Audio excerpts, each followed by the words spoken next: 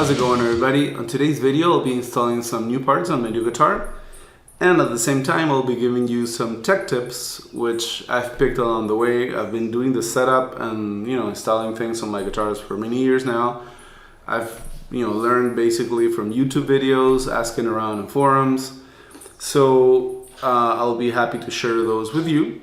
Today's video, it's a bit different though, because this is my first guitar with a Bigsby tremolo. So actually I had to do my fair share of YouTube videos on learning how to change the strings on these, which we'll get to that in a moment in the video. So let me show you first of all what we are going to be installing, shall we? Alright, so first of all, the guitar in question today is my Guild X175 Manhattan Special. It's a really cool guitar. It's a hollow body, as you can see here, which is also a first for me. Like I said, first for me with a Bigsby style trem as well. And the parts we will be installing are these. So first of all, we have straplocks. I've been using, I was a big Dunlop straplock guy. I've been using those for many years. However, in the past 3 or 4 years, I came across the Schallers. I usually didn't like the Schaller system where you have to like pull up and slide out. I like the button mechanism more on the Dunlop. However, the S-Locks are really cool. They're a bit different. I feel they are, to my at least opinion, they're a bit more high quality. They're made in Germany. Plus the new design, it's much smoother, and I feel safer with these. So these are the S-Locks. They're finished in nickel because all of the hardware here is nickel. So that will be the first thing to install. Then we will be also installing a rolling bridge. Well, actually a bridge with rolling or roller saddles. This is a also German-made brand called ABM, and the trem, I apologize. The bridge, it's called the ABM 2400, and I believe that's, and then it's the 2400N for nickel. We'll get to that later. And my final part, the final mod will be, as I do with all of my guitars that have 3 per side tuners. That will be my new String Butler V1, which it's great because you don't need to remove the the tuning pegs or the nuts here, because actually this replaces this. Okay, and about strings, I'm a big in the past years I've been using coated strings, either by different brands, by Elixir, DR, even the Diodarios XT series. However, I decided to go with the NYXLs because this guitar has the pickups are amazing, but it does sound a bit warm by itself. So I believe that these uncoated strings will balance out the brightness and make it a bit more lively, so to speak. All right, so we will be doing all of this in this video, and I hope you enjoy it. Let's get back to the installation. So straplocks first. Here we go. Okay, about the straplock installation, this is sort of a hit and miss thing, because let me explain. Sometimes the screw that holds the original button has a thickness which may be different than the screw on your straplock.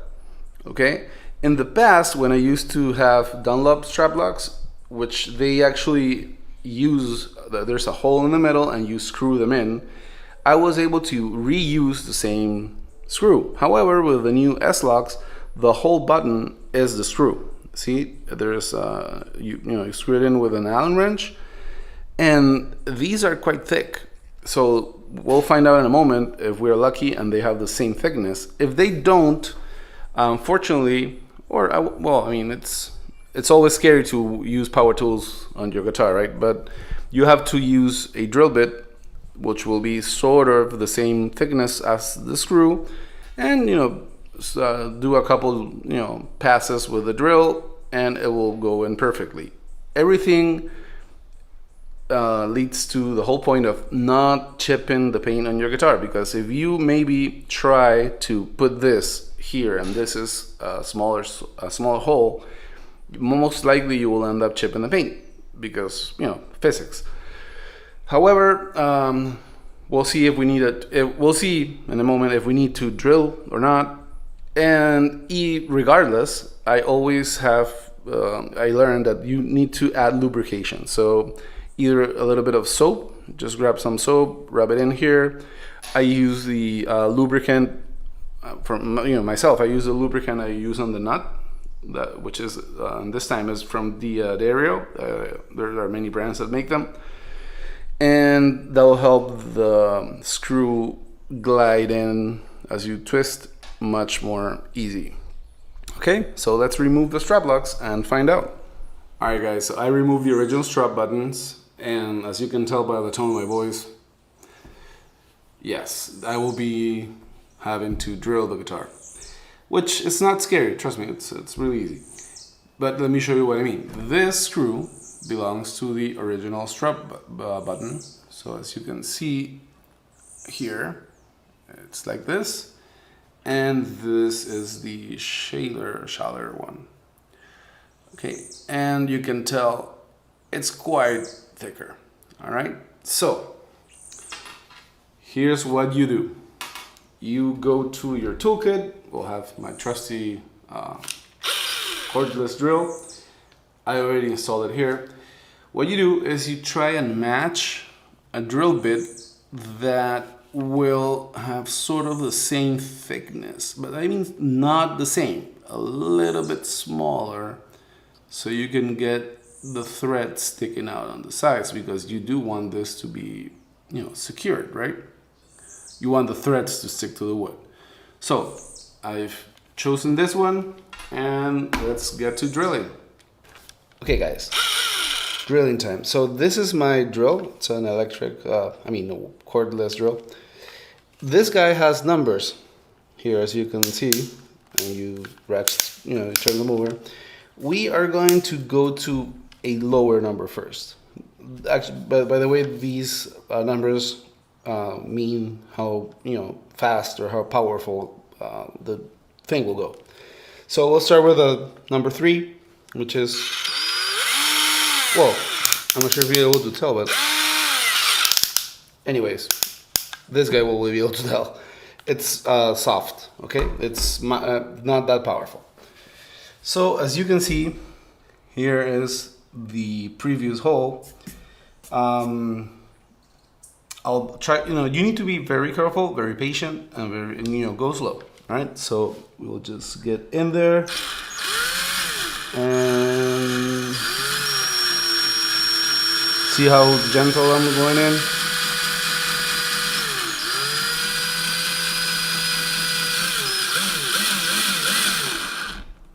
And then you don't pull it out. You just put reverse and you unscrew this out. Okay, so one more time.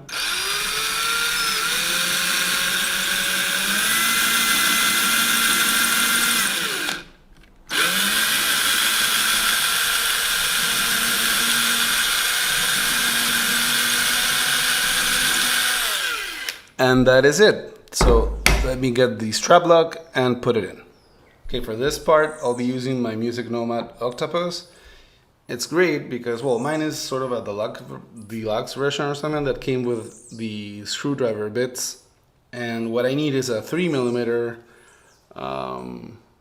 Allen thing for this guy. What is cool though, if you had a chance to get one of these, see, these are all, this works like a wrench, and it's really hard plastic, so it's great because you don't damage the metal while you're tightening things. So that's awesome. All right, this is the lube I was talking to you about earlier. It's called the Lubricate Friction Remover. It is from that area. I've had many different brands though. So I'll just add let's see if I can show you. Just a little streak over there. Not much. And you use your fingers to sort of coat it around. And in you go. Be always gentle with this, guys. Even though it should go in pretty easy now. Let's see. There you go. See, no cracking. Sounds reassuring. Finally, there you go. You don't need to over tighten this. See, there you go. And this is not going anywhere. So I'll do the same on the other side, and then I'll show you the second part of the Schaller S-Locks to show you how it works when you put that in the strap. All right, be right back. Before we continue, guys, I highly recommend you get some sort of a guitar toolkit. It's usually a kit that contains a mat, sort of a yoga mat, you know, like it's neoprene, I believe.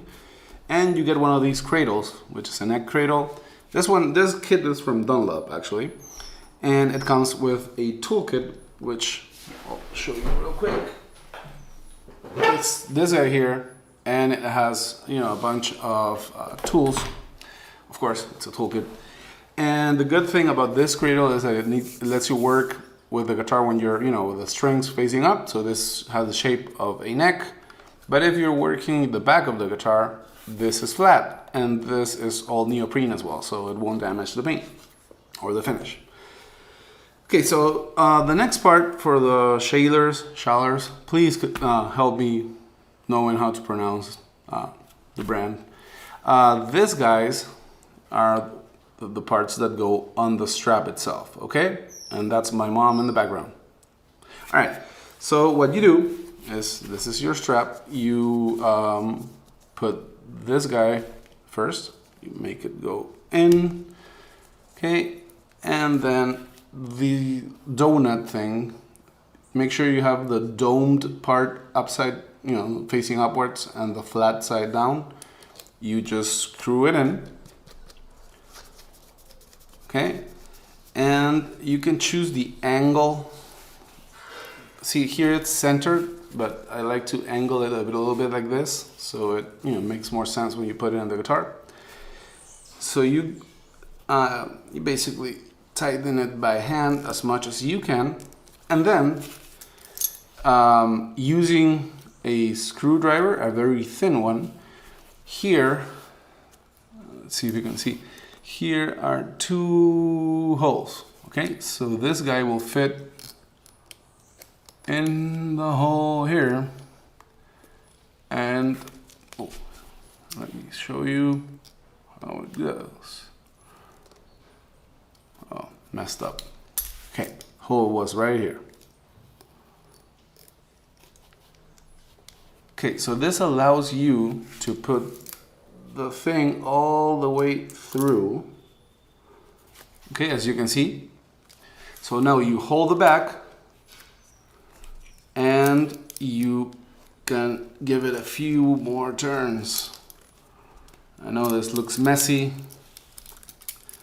but hey, we're guitarists, it's okay.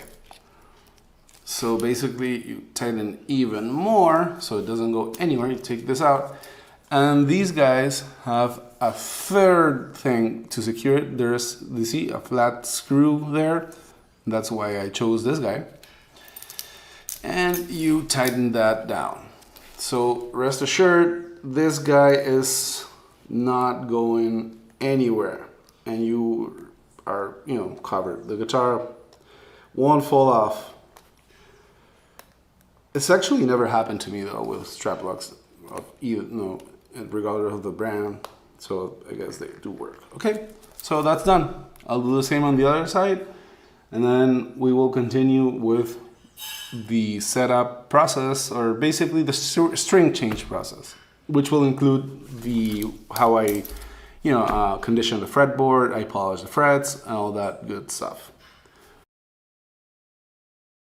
Right, so now we get to the fretboard side of things.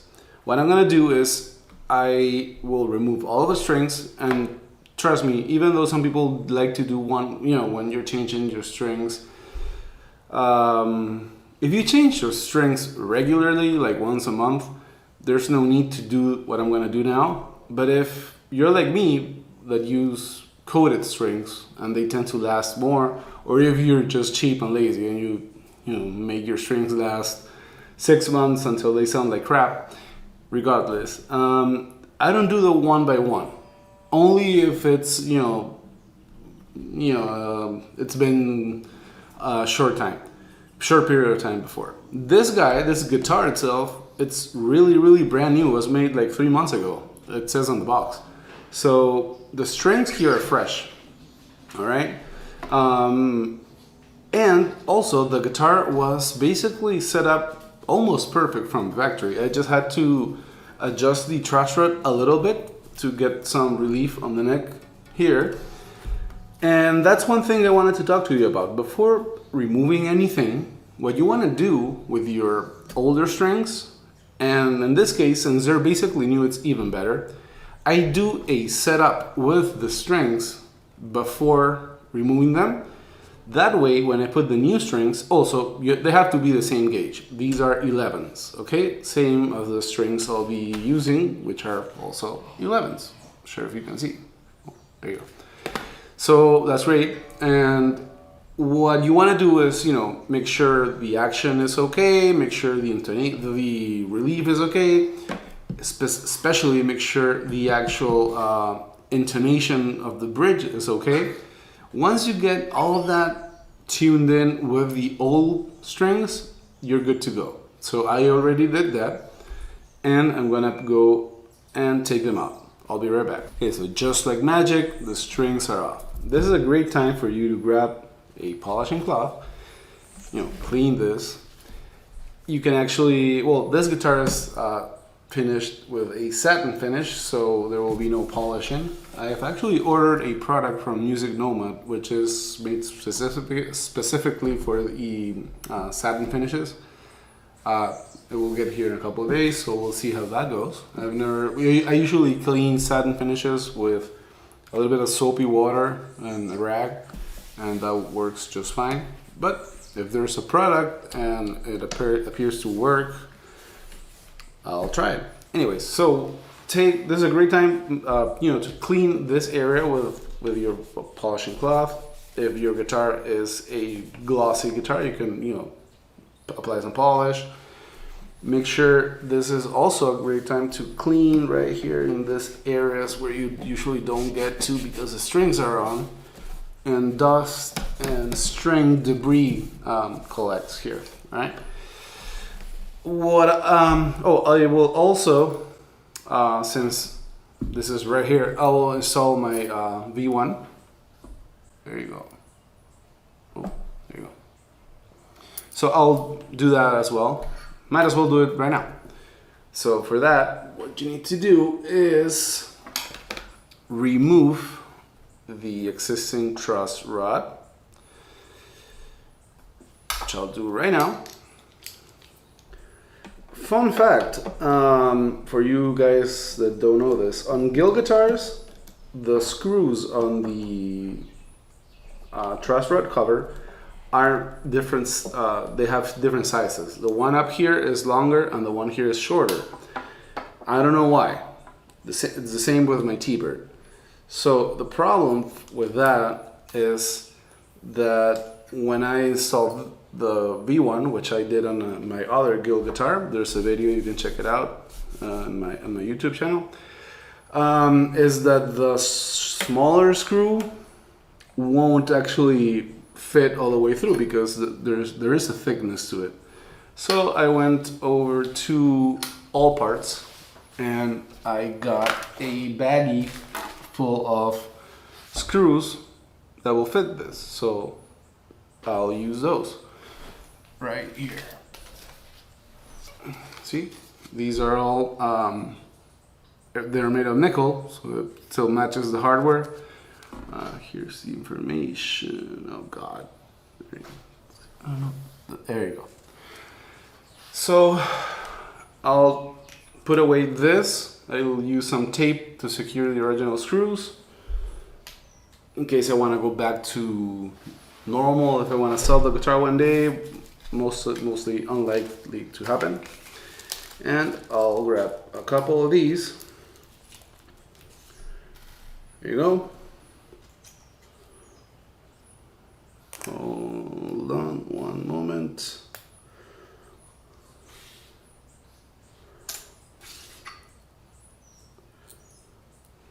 See, actually, on this guitar, I won't be using the old parts. Because I just tested it and they do go through. The small one does go through. Not the same with the T-Bird. Maybe it's a different design. I'm not sure. Who knows? But great. So I'll use the original ones. What you do, the great thing about the V1 is that it's designed to be universal. So you have a long space here, so you can match wherever your screw goes. You have a center hole, a side holes, depending on if you have an Epiphone, you know, they have the screws on the side. It's great, and it fits most of, you know, guitars with three machine heads per side. So I'll secure the first one first. Let's see. Okay. There you go. And I'll put the second one in right now.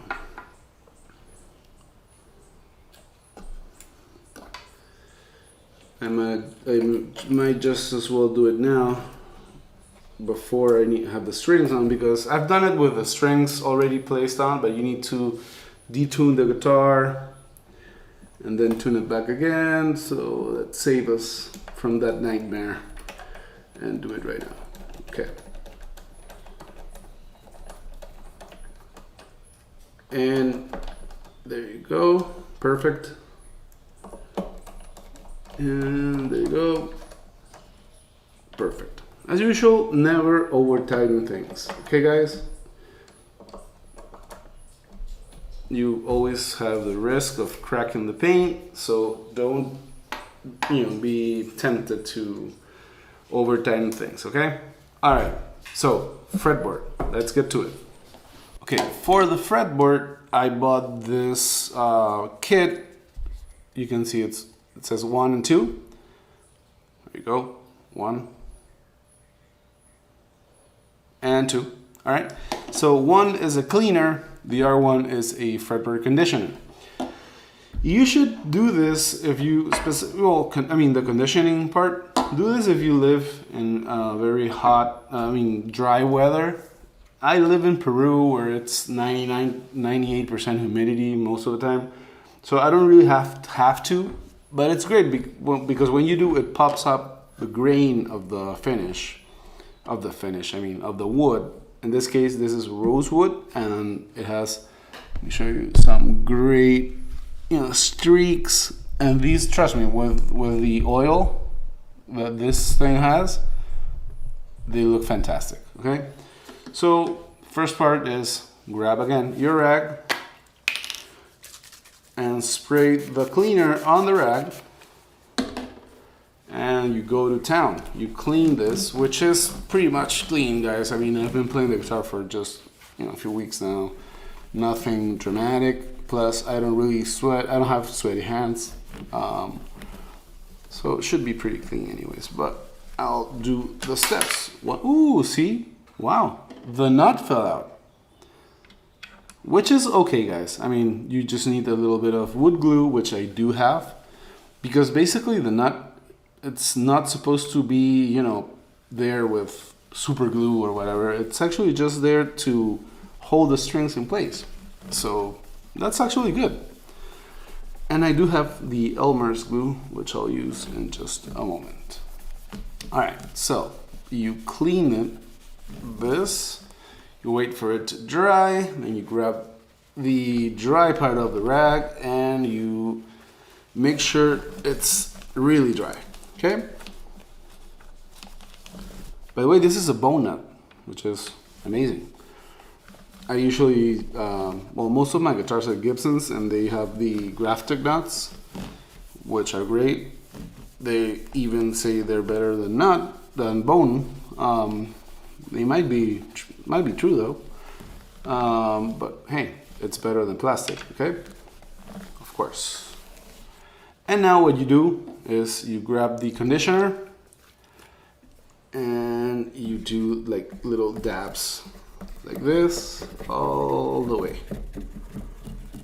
Okay, all the way down here. I like to be generous.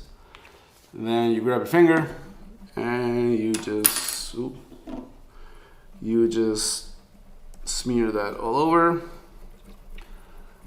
And if the guitar's fretboard was really dry, you would actually need to do this maybe twice, because it will suck or absorb all the fretboard oil in. But this guitar does look like it's pretty much, lubricated already, so I doubt it'll be just one pass.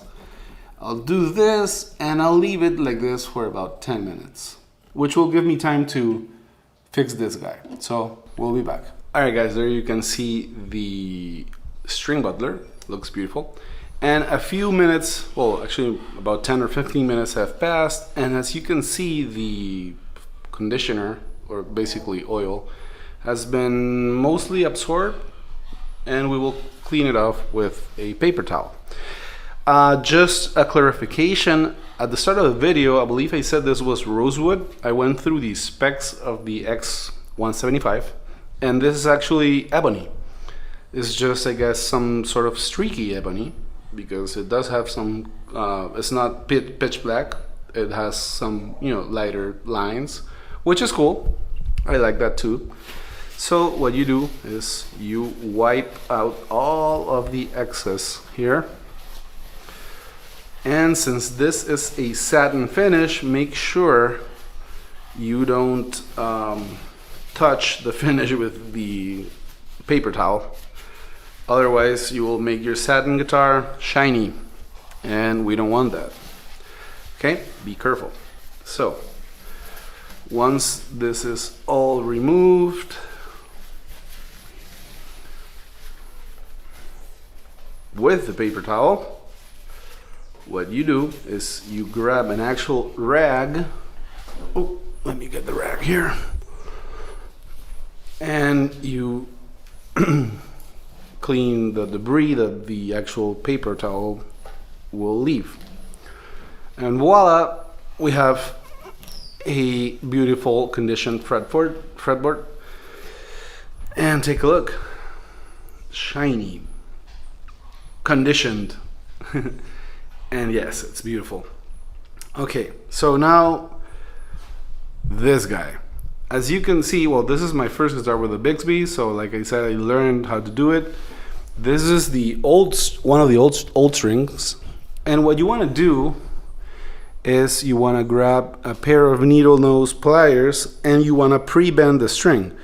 Okay, because the ball end will go here, like into one of these posts. Okay, actually, well, it's all the way, it's this way around. Okay, so I'll do that once. Well, what I've read is what you do is you do one string at a time, you hook it, and then you stretch it, and then you hold it with a capo around here with tension here, so then you can easily wrap the string and do all that part upwards without worrying about the string coming out. Okay, so I'll do that and I'll show you the end result. Oh, I forgot to mention a very important thing. So, before doing the string change, I removed the original bridge, which was already intonated correctly. This is the original bridge. And what you want to do to make things a lot smoother and easier, and you'd have to go through the pain of doing this with the strings on, what you do is you sort of match. This is the new bridge, the ABM bridge. You can see it has those cool brass rollers, and you sort of match the image, right, of the, of the old bridge, and then you can fine tune it later. Actually, this bridge is really cool. It comes with these little bits that make the bridge a locking bridge, so you can lock it to these studs.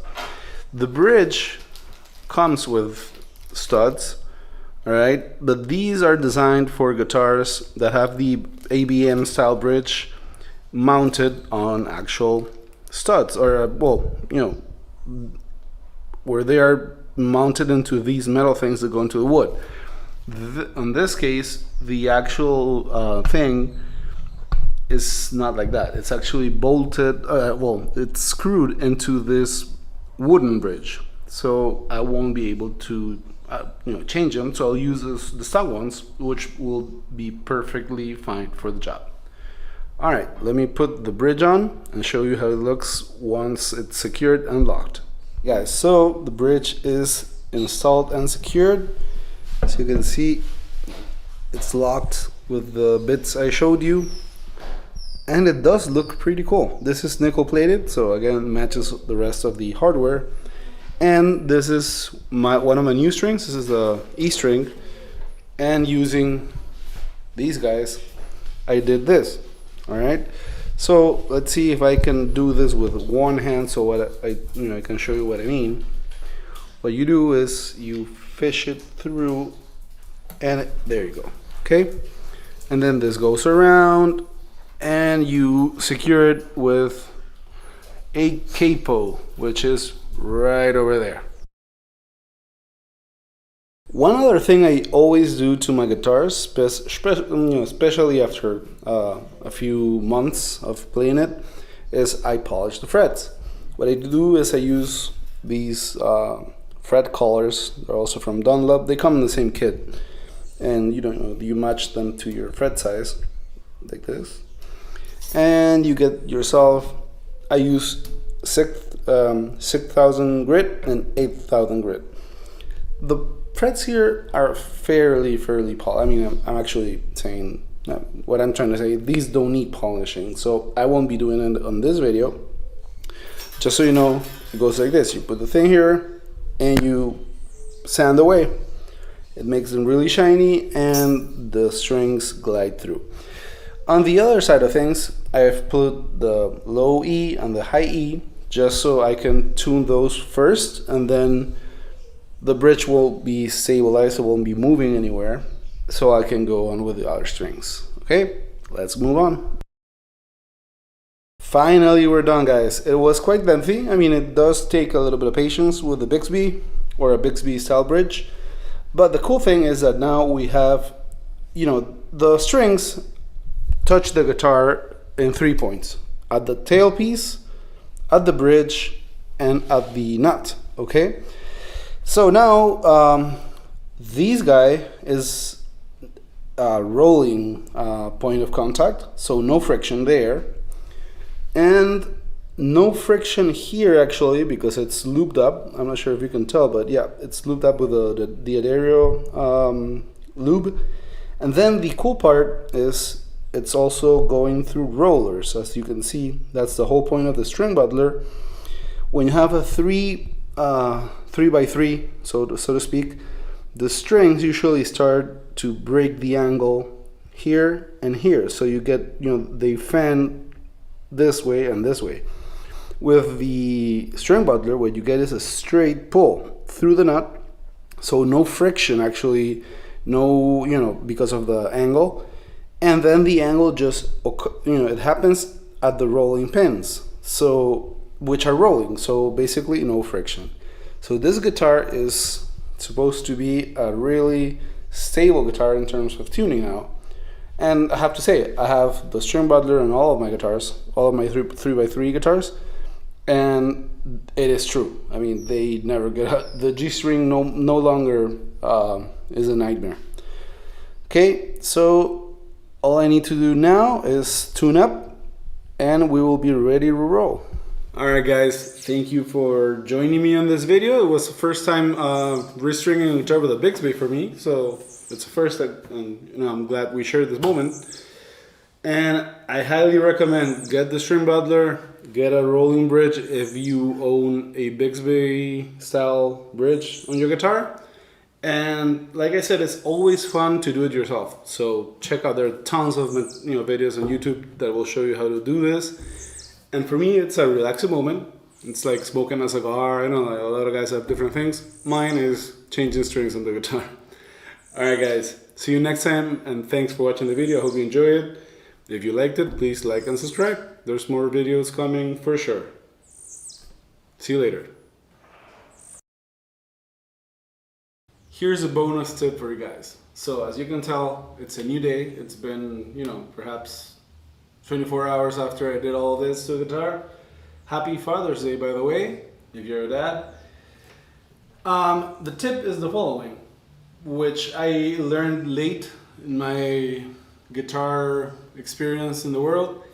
When you change your strings, don't forget or don't be scared to do the famous string stretching. And when I mean stretching, I mean go for it. Like, I'm gonna show you. The guitar is in tune currently. Okay, so when I mean stretch, I mean this. And don't be scared, the strings are not gonna break, nothing's gonna snap, so just go with it. Basically what you're trying to do is mimic yourself playing the guitar over a month.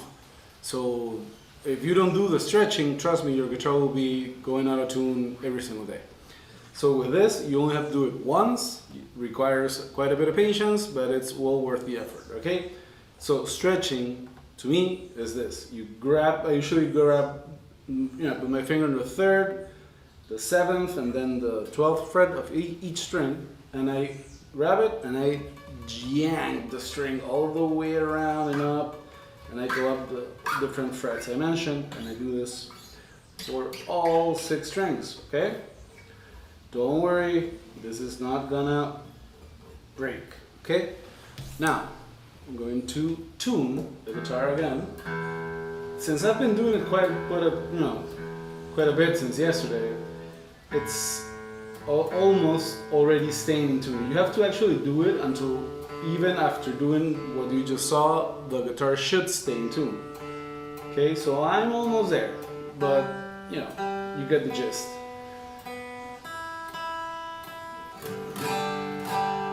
All right, and since I'm sure you want to hear how it sounds now, I was really surprised at the bridge. This bridge, having the solid brass rollers, somehow has changed a little bit the tonality of the guitar. Maybe, since it's a YouTube video and you're probably hearing this on the speakers on your phone, unless you have headphones, the guitar sounded awesome out of the box. However, I did notice that the upper strings, the high strings, were a bit ice picking the amp, right? So they were a bit too intense. And the bass strings were a bit too muddy. Somehow, the bridge has changed this, and now the overall tone of the guitar is very well balanced, which is, I wasn't expecting that. I was just looking, not to go out of tune. So, without further ado, here is how it sounds now. Let me start with clean tones.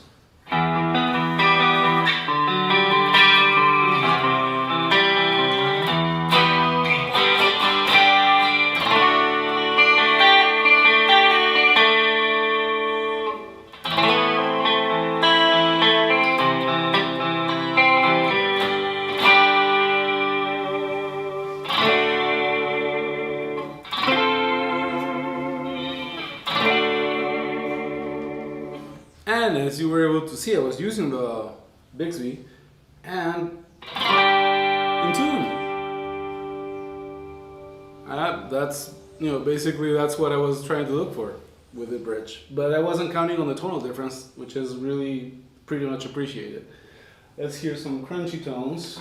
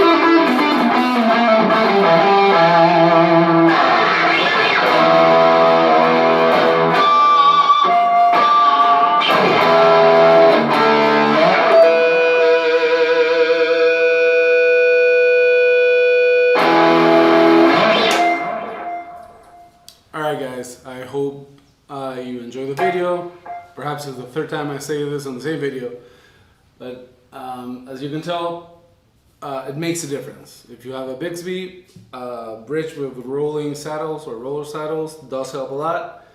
In my case, it didn't only help with the stability, but it changed the sound of the guitar quite favorably. All right. So again, happy Father's Day if you're a dad, or if you're spending time with the family. I hope you have a good one. See you soon, guys. Don't forget to like and subscribe. Stay metal.